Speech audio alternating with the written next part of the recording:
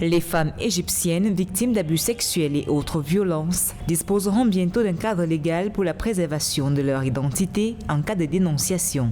Un comité parlementaire a approuvé un projet de loi qui va donner aux survivants d'agressions et de harcèlement sexuel le droit automatique à l'anonymat. L'adoption de cette loi est prévue lors d'une session générale du Parlement qui se tiendra ce mois d'août.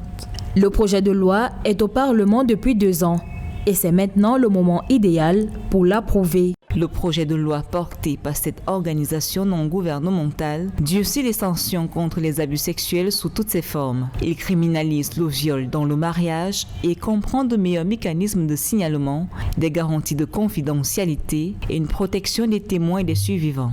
Disons que l'Égypte a souvent été présentée comme un pays qui accumule les mauvais points en matière de droits des femmes. L'hostilité envers les femmes s'est exacerbée, on le sait, avec le printemps arabe, notamment avec des faits graves tels que des viols, des harcèlements, des discriminations de tout genre. Et vous savez que dans un tel contexte, les femmes dénoncent difficilement parce qu'elles sont la cible de leurs bourreaux.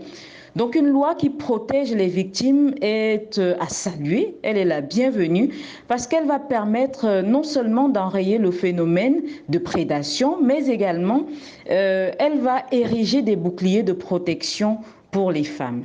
La récente mise en ligne d'une vidéo montrant une scène d'agression sexuelle à Fermont, un luxueux hôtel du Caire, a ravivé le combat contre les violences faites aux femmes en Égypte avec le lancement d'un mouvement national baptisé MeToo. Le Conseil national pour la femme a appelé toute personne victime d'agression sexuelle à procéder à une dénonciation officielle devant le parquet.